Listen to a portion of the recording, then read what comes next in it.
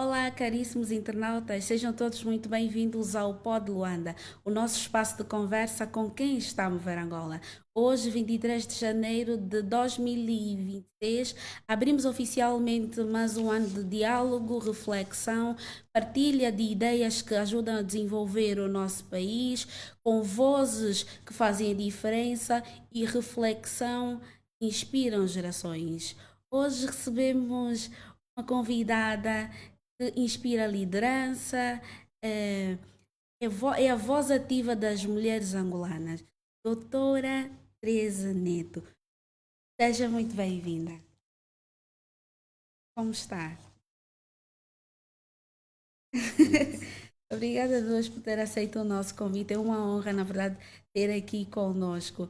Doutora Teresa, nós gostávamos, antes de falarmos sobre o sucesso da doutora, sobre o posicionamento atual da doutora, gostávamos muito antes de saber como é que foi a trajetória até chegar no iceberg do sucesso. Quem é, de facto, a doutora Teresa Neto? Obrigada. Tem a Teresa da Silva Neto, é mulher, negra, mãe de três filhos lindos, maravilhosos, casada, Ano Domingos Neto, e do esposo. E venho de uma família humilde, como se fossem todas as famílias angolanas. Sou casada, como disse. Como é que foi a infância da doutora? Bem, eu nasci num bairro como qualquer outro bairro daqui do nosso país, os famosos bairros indígenas, mas eu nasci no bairro Kazenga. Quem conhece bem o Kazenga, eu nasci aí próximo do Antônio Carneiro, para não dizer de frente mesmo ao antiga loja do Antônio Carneiro, que era um famoso. Hoje esse espaço ainda existe, mas transformado em uma escola primária. Portanto, eu nasci no Kazenga, pai, à altura professor primário, uma escola.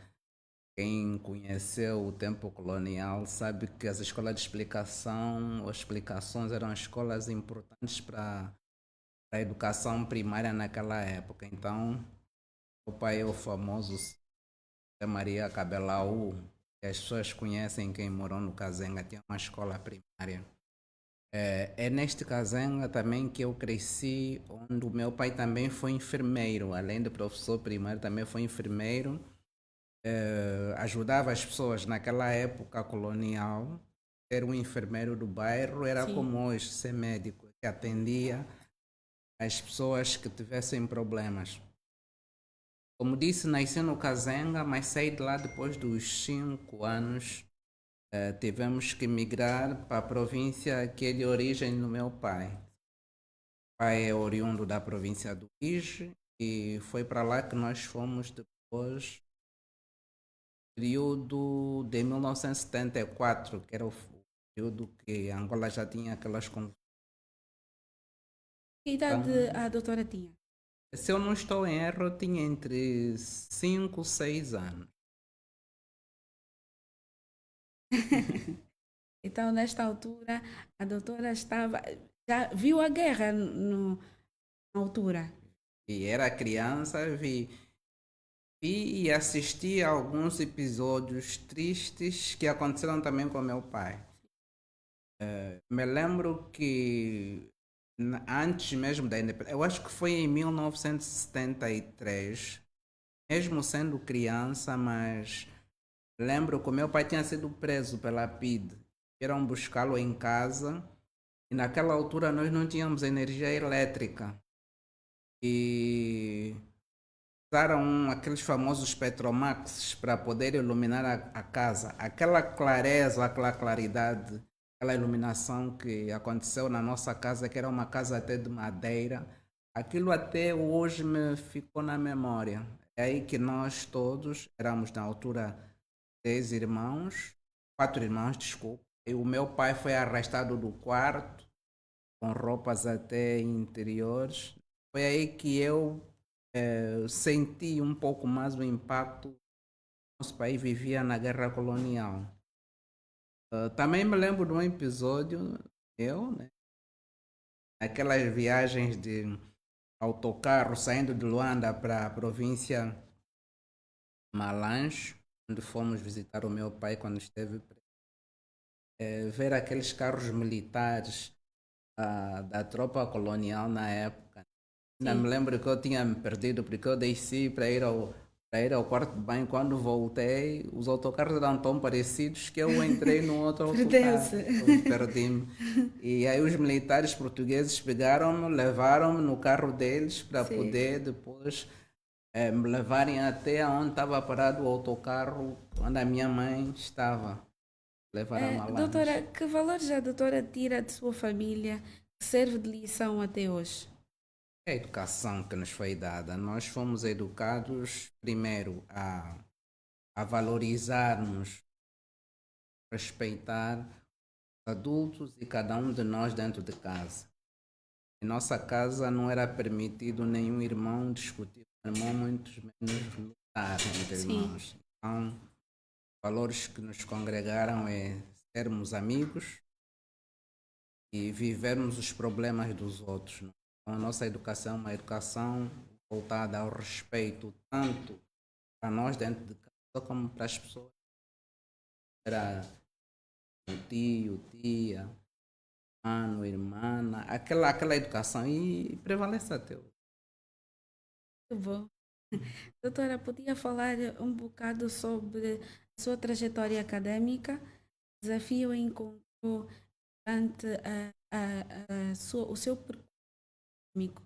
Temos que, normalmente, quando passamos pela universidade, tem sempre algum empecilho, uma cadeira, um professor, que talvez nós olhamos para aquilo, pensamos que é bicho de sete cabeças.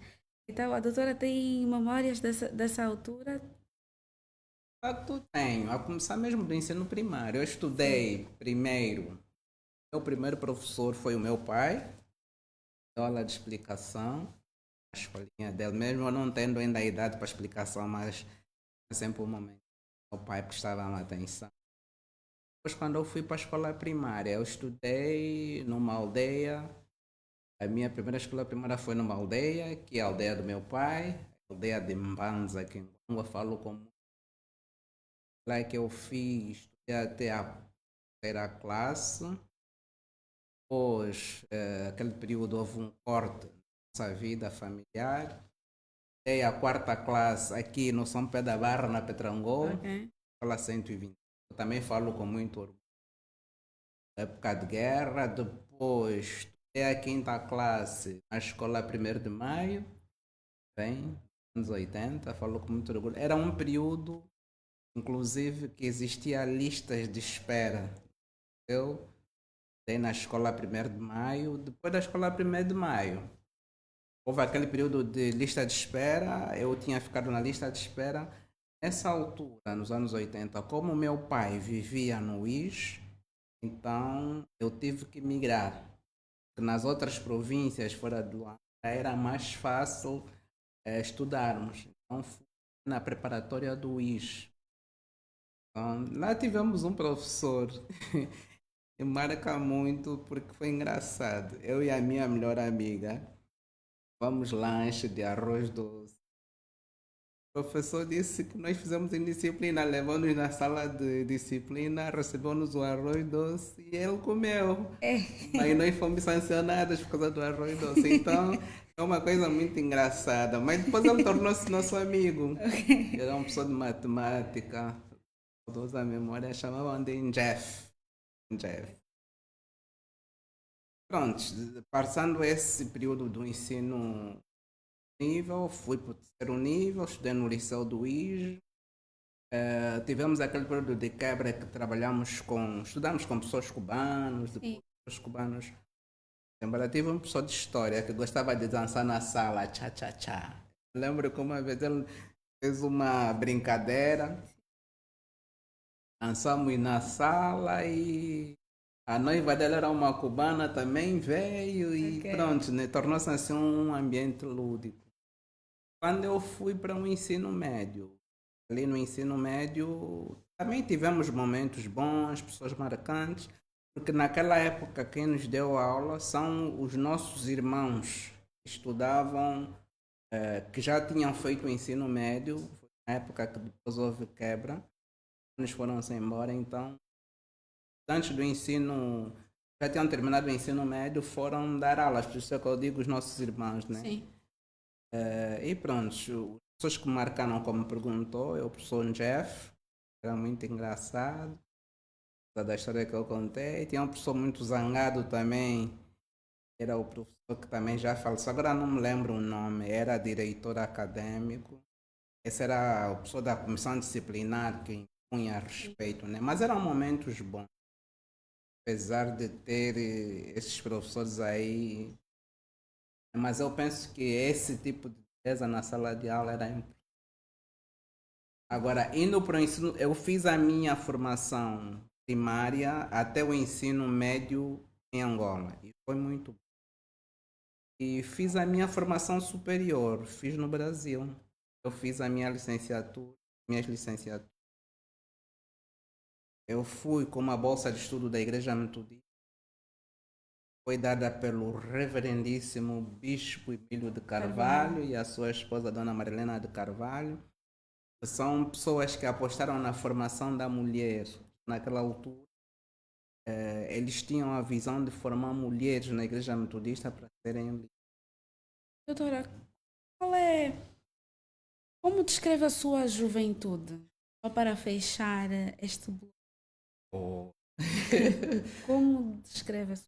Nós vivemos um momento da nossa juventude que foi muito bom. Eu fui, assim dizer, a pessoa que sempre tive uma relação muito boa e sempre gostei de diálogo, de conversar com as pessoas. E nós, na nível da nossa escola, éramos jovens e todo mundo. Existia naquela época uma relação em que todas as pessoas da nossa escola, que é essa expressão que eu uso, eram todos amigos. Então era uma juventude voltada na base do respeito entre nós, amigos, e os ambientes eram bons, ambientes bons. Naquela época nós tínhamos a forma de nós divertirmos.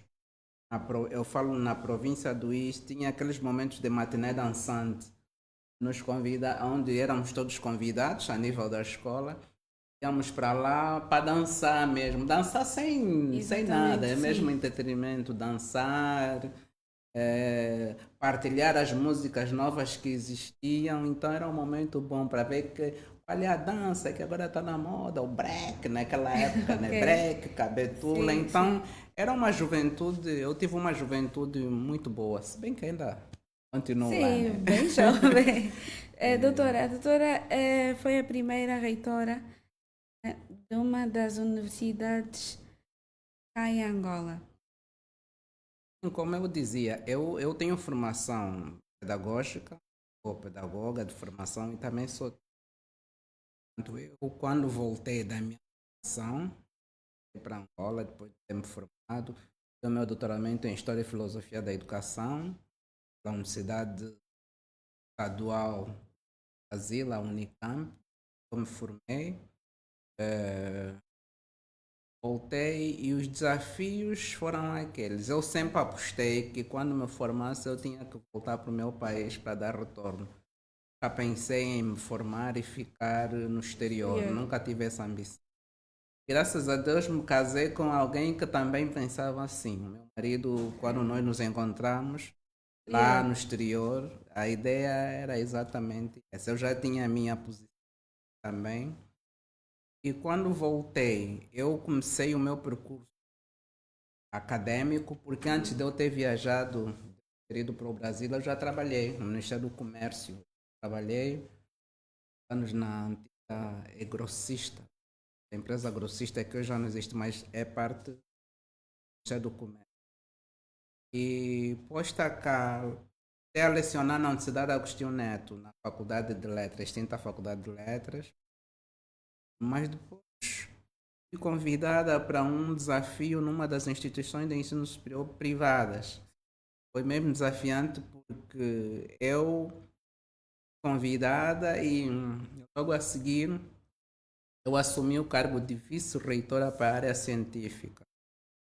Depois de 6 meses, o desafio foi maior ainda, não é? Tinha que assumir a reitoria porque a instituição tinha ficado sem reitor. Portanto, E como, a primeira reitora a nível das instituições privadas. Porque era um cargo que as pessoas olhavam que era um cargo só para homens.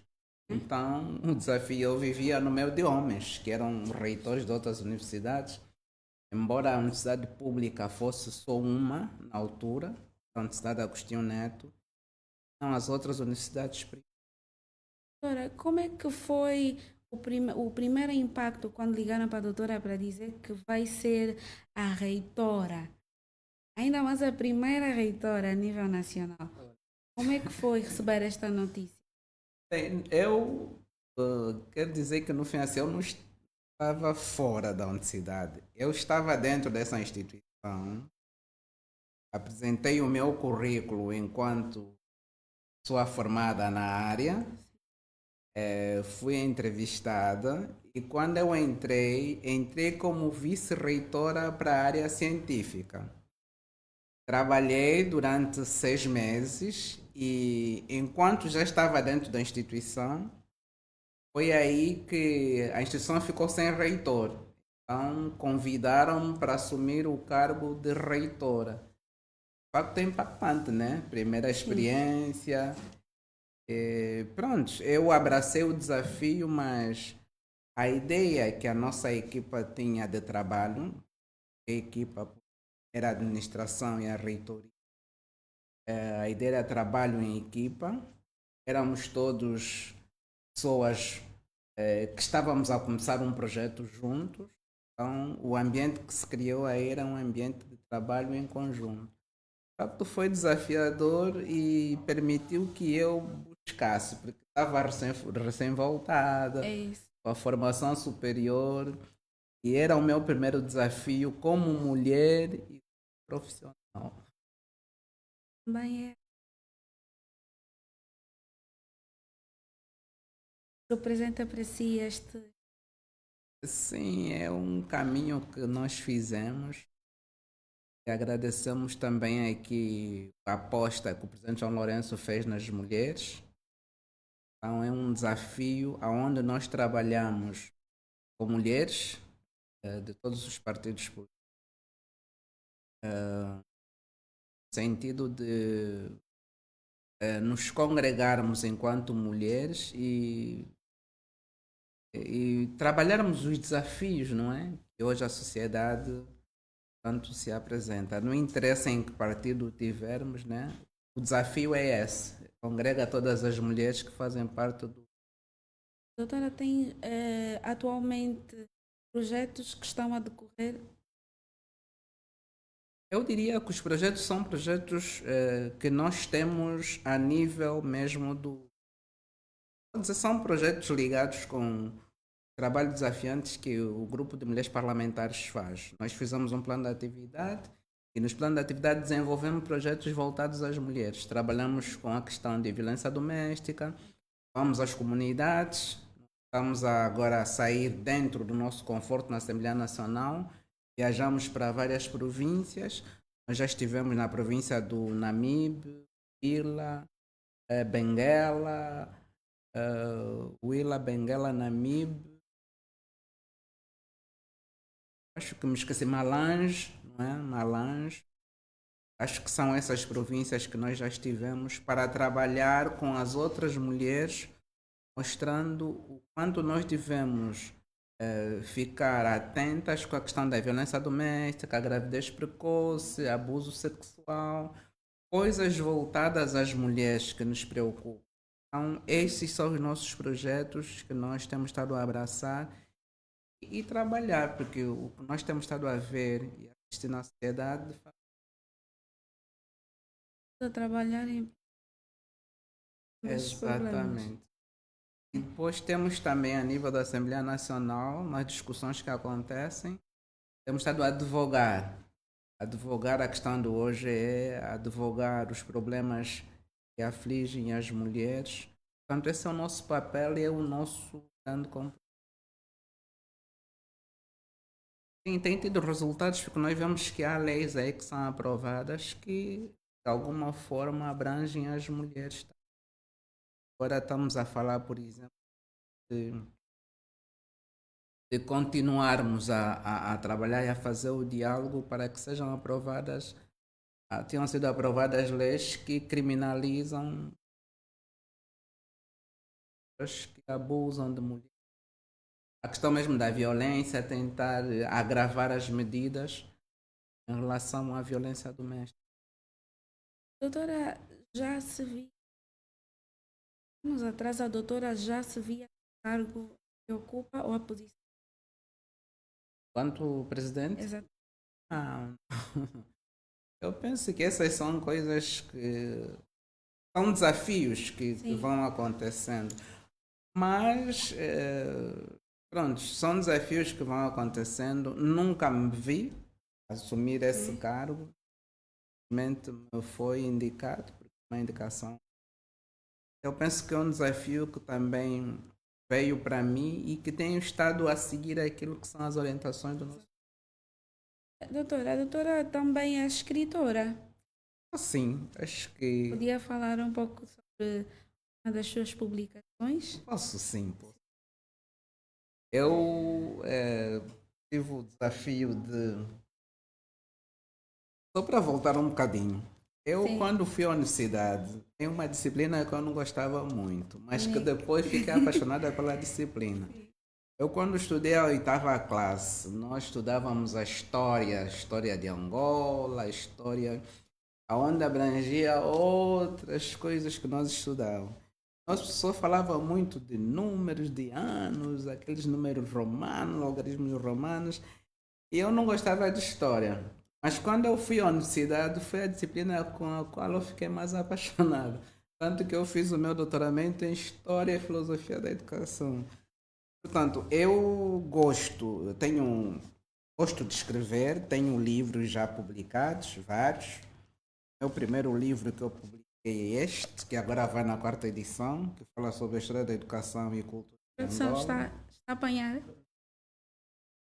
Educação e cultura de Angola, se calhar Ok. A podia história da ver. educação e cultura de Angola. Agora na quarta edição, tenho ele editado a quarta edição. Tenho este outro livro que eu publiquei também, A Importância do Lúdico na Educação da Criança, que é um livro, é o segundo livro que eu lancei.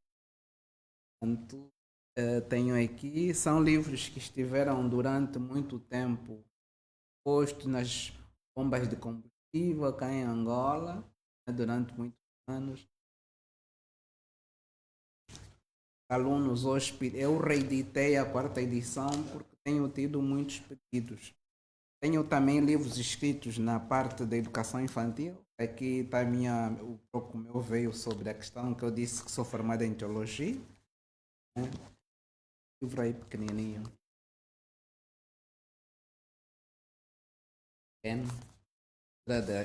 Falar sobre a educação cristã.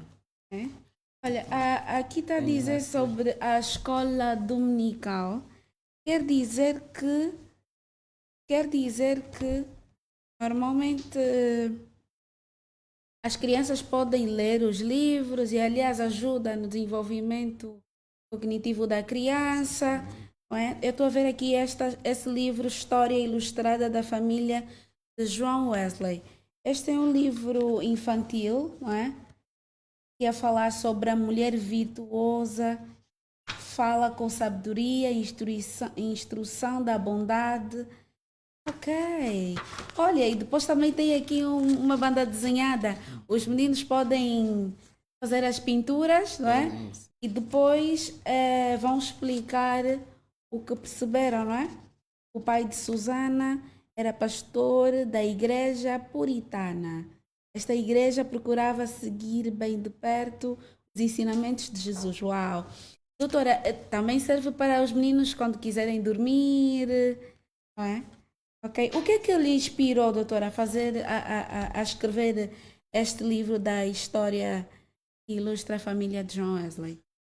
Sim, na verdade, o que me inspirou a fazer esse livro é que João Wesley foi o fundador do metodismo. Sim. E sendo eu metodista, então essa é uma história que mostra como é que naquela época João Wesley vivia com seus pais. E a história é interessante porque o João Wesley, nessa história aqui, conta que havia acontecido um acidente, um incêndio na casa dos pais de João Wesley. Ele foi um daqueles que lhe tinham dado por morto. Então é uma história de superação de uma criança que se supera e ele tinha sido resgatado. Portanto, é para mostrar um pouco às crianças, mostrar a forma como nós temos que ser resilientes, ter força, ter coragem, porque há momentos que acontecem alguns acidentes na ausência dos Dos pais. pais. Como é que nós temos que nos portar? Então, Muito são esses interessante. livros que eu trago, que são Tem 4 aqui livros infantis. a educação Que cristã. a educação é mesmo voltada à educação cristã, mas quando eu falo educação cristã, não voltada só à igreja metodista de forma genérica. Ok. Então, Pois, estão doutora, aqui todos os meus livros. os livros, na verdade, ajudam o ser humano a ser culto. Não é? É muito importante termos esse hábito da leitura. Olha, tem aqui os conselhos para os estudantes angolanos. Olha, Esse livro estudantes. também é interessante. Eu escrevi esse livro inspirada quando estive na universidade. Tudo que eu escutava, que os estudantes comentavam, falassem no corredor, eu escrevi uma forma de orientá-los, porque quando se sai do ensino médio para o ensino superior, diríamos assim, é uma passagem, não é? Sim, É um sim. traslado, porque a mentalidade que se traz do ensino superior do ensino médio para o ensino superior é outra. A pessoa tem que aprender a olhar que está na universidade, já é um cientista. É um pouco nesse sentido. Sim, e aqui há uma coisa interessante. Diz, não deixe para amanhã o que pode fazer hoje. Não há dúvida que ser estudante é um fator suficiente para a aparição de problemas e dificuldades. Desde que começa a seguinte aparição de problemas e dificuldades. E a repetição, desde que começa o seguinte, quê? Desde que o semestre, ok, o semestre começam os problemas. É verdade. O professor está a dar aulas e o conteúdo prossegue. Acrescenta-se e acumula-se. O professor irá orientando novas tarefas para os alunos fazerem em casa. Caso o estudante não resolva as suas incompreensões da última aula ou faça a tarefa orientada, chegará à aula seguinte com várias lacunas nos seus conhecimentos. Deixa-me só lhe dizer porque é que eu escrevo isso. Porque eu, enquanto reitora na universidade, Ok. eu percebi que os estudantes tinham dificuldades ou reclamavam muito das questões das tarefas que os professores davam. Diziam que estudar muito fazia crescer a cabeça. E é mesmo verdade. Era preciso um diálogo constante com os estudantes, porque nós vivemos naquela fase em que as universidades privadas estavam a começar, havia um fluxo muito grande Sim. e a mentalidade que se tinha é que quando é universitário não podia fazer tarefa para levar para casa. Então o diálogo com eles era constante. Eu vi que era praticamente questões repetidas, Sim. pensei em escrever um livro para poder orientar. Pensar no seu trabalho. Uau. Caríssimos estudantes, este livro é super interessante. Pois também ajuda-nos a desenvolver academicamente, não é? Orienta-nos. Doutora, podia falar também um bocadito rapidamente sobre a IESPA? Sim. Esse livro sobre a IESPA é uma história da Associação das Instituições de Ensino Superior Privadas Angolanas, uma associação que eu sou cofundadora. Escrevi a história da IESPA para não se esquecer, não se perder no tempo. É uma história, é uma associação que até hoje existe e funciona. Nós somos membros cofundadores vários. Eu fui a primeira presidente dessa associação e era preciso existir essa associação como se fosse um espaço de diálogo entre o Ministério do Ensino Superior e as instituições de ensino superior privadas naquela época. Portanto, temos aqui a história, como começou a associação, quem são os membros da associação. E qualquer dia, se alguém quiser falar da ESPA, pode encontrar toda a história nesse livro. Ok. Onde é que nós podemos encontrar os livros, doutora? Bem, neste momento, eu depois posso passar o endereço, ou pode-se encontrar os livros, falar comigo, falar com o autor. É isto. Doutora, nós somos um podcast e nós temos também aqui os nossos caríssimos internautas, alguns comentários. É necessário que estejamos só.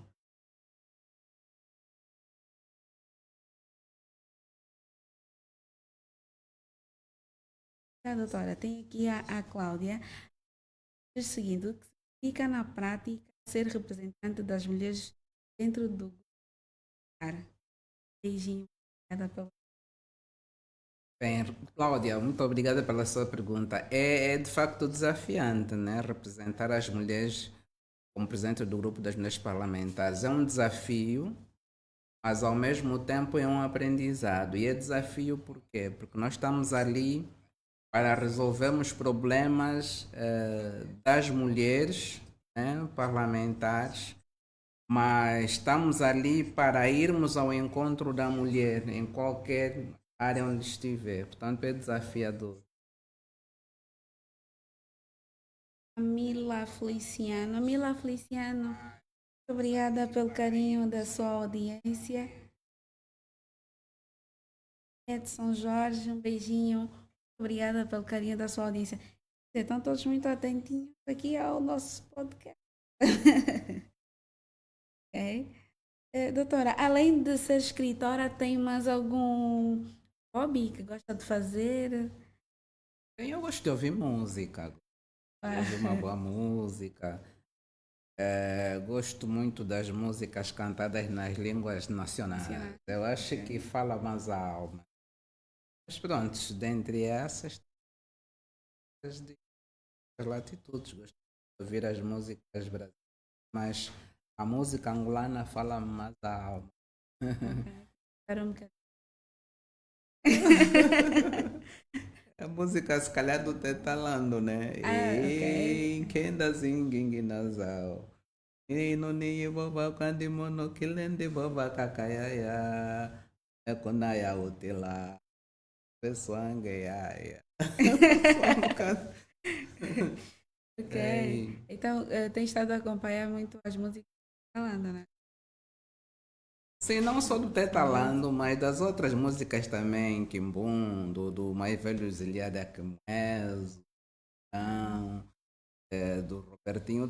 Todas as músicas cantadas nas línguas nacionais, eu de facto. Nota-se que é uma mulher com muitos bons gostos. Doutora, a doutora normalmente, como é que é o dia a dia da doutora? Vai para o serviço, volta para casa, tem que escrever os livros, vai à faculdade, vai para a assembleia, como é que é? Deixa-me só dizer que neste momento, em relação à universidade, eu afastei-me um bocadinho. Sim. O meu tempo todo agora é mais voltado para a Assembleia Nacional, onde eu tenho a responsabilidade, né? E pronto, o dia a dia é aquele, acorda-se enquanto mãe, enquanto mulher, apesar dos meus filhos não serem pequenos, mas sou dona de casa, né? Okay. Tenho um pouco meu espaço como dona de casa, eu sei como me posicionar. Depois tenho aquele meu momento, não sabe, deputada da Assembleia Nacional, que tem que ir à Assembleia Nacional. Portanto, dá para dividir. Sei estar enquanto ser deputada e sei estar enquanto ser dona de casa. Como é que tem gerido isto? Não, dá para gerir de forma tranquila. Dá para gerir de forma tranquila. Nós temos momentos em que temos reuniões, na Assembleia Nacional. Eu sou membro da primeira comissão, minha comissão é competente em todas as matérias. Então, eu tenho sabido gerir.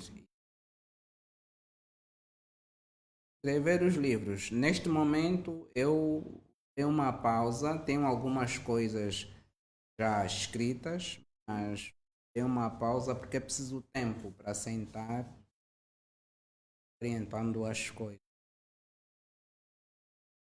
Eu tenho agora, são esses livros. Tenho 3 ou 4 livros que precisam ser lançados, mas quando tiver tempo, mesmo focada às questões da Assembleia. Agora, o que é que nós podemos esperar do trabalho? É aquilo que eu disse, leis aprovadas, aonde as mulheres, leis aprovadas que respondam às necessidades das mulheres. Nós temos interagido com mulheres para despertá-la. O que é ser mulher? Como é que a mulher tem que se. Temos estado a trabalhar em áreas recônditas, até como criam jovens e raparigas, para mostrar como é que é ser jovem e raparigas.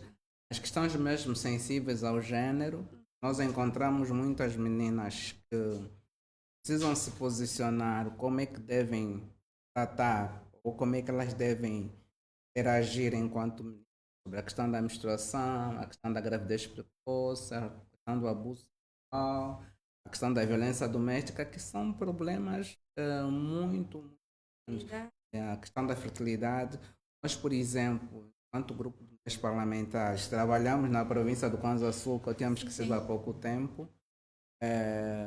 Trabalhamos na aldeia de Dumbo 2, que é uma aldeia mesmo afastada. Temos que ir por trás daquelas montanhas que tem no Kwanza Sul, ao encontro das mulheres. Trabalhamos com palestras, porque o nosso trabalho é voltado à palestra, para podermos formar e capacitar mulheres. Portanto, pode-se esperar que nós temos estado a trabalhar para capacitar mulheres, para despertá-las, o que é necessário para nos mantermos, principalmente nas questões de violência e os casamentos precoces são muitos. Temos muitas pessoas a se casarem precocemente, mas é preciso despertar e temos estado a trabalhar com os SOBAs para mostrá-los que eles, enquanto responsáveis maiores, né, são os maiores líderes das aldeias, sim, têm que ficar atento com esse tipo de práticas. O que a doutora acha sobre casamentos precoces? É errado uma pessoa, nós não podemos cortar a nossa idade. A pessoa, ou a mulher, homem e mulher, precisamos crescer. Tem momentos para tudo. Há idade para tudo. A pessoa tem que ser criança, ter a sua infância, tem que ser jovem, ter a sua juventude, e vem aquele momento para se casar. Quando a pessoa casa-se com uma idade precoce, você corta aquilo que devia ter criança. Depois não há maturidade nos. Acabam acontecendo aqueles divórcios precoces, porque casou-se precoce. Onde é que tem casamentos precoces? Não, eu não consigo precisar assim aonde, né? Eu falo de forma genérica, porque o nosso trabalho é voltado em quase todas as comunidades. Mas é um problema. Vamos voltar só aos nossos. E a Célia Materno, muito carinho da sua audiência. O legado pretende deixar como deputada e. Eu acho que normalmente nós gostamos que as pessoas veem as coisas positivas que gostaria de influenciar das meninas que nós, mesmo sendo mulheres, nós podemos ser profissionais, ser mãe, mas sem atropelar nada. Tanto pegado que onde as mulheres têm que apostar na educação, forma de poderem progredir, porque sem educação não se consegue. Tem a educação como referência para a progressão ou ascensão. Mesmo Exato. processo. É isto. Tem aqui a Esther Mongo, diz que mensagem deixa para jovens que desejam ocupar espaços de não sentem ou insegurança. Preciso, Célia, não é preciso, é a Célia, né? Este aqui é A a Esther. Estela. É preciso saber que, de princípio, é assim, apostar em si. É que eu sou mulher, não precisamos ter medo de nada, precisamos estar segura naquilo que vamos fazer. Mas para chegar até lá, temos que apostar na educação. Porque sem teres educação, formação, fica difícil. Estando formada, a pessoa está capacitada, tem condições de falar com propriedade e à vontade. Portanto, é preciso apostar sempre na educação como ferramenta principal, até medo. Doutora, agradecer a pergunta das sobre mulheres que não, não têm amor próprio, vivem em relacionamentos frustrados, às vezes abandonadas. Então, a doutora tem assim uma palavra de conforto para essas mulheres? Sim, eu diria que no relacionamento as pessoas são dois, é o casal, né? Casal. Portanto, é preciso que tanto um quanto o outro. As pessoas primeiro no relacionamento têm que ser amigas, pessoas abertas, têm que ter diálogo. Quando as pessoas fizerem esse diálogo, a relação é um caminho que se faz. Portanto, é preciso que se repare nos detalhes, tanto um quanto o outro. E os comentários que se fizer têm que ser comentários que nos exalam vida, não é? Que Sim. nos deem força, não que nos primem. Portanto, eu acho que o diálogo, a amizade, e a pessoa tem que se sentir que tem que se amar também, dizer que eu tenho que gostar dela mesmo. Tem que olhar, eu gosto de mim, tem que acreditar, ainda que aparecer alguém que queira colocar para baixo. Eu sempre faço um teste. Gosto de fazer um teste que é do espelho. À frente do espelho e olha, pergunta quem é essa mulher que aí está. Tem aqueles dias que vais para frente do espelho e vais te sentir que estás aí embaixo. Aquela é baixa estima, então que é preciso dialogar com você mesmo.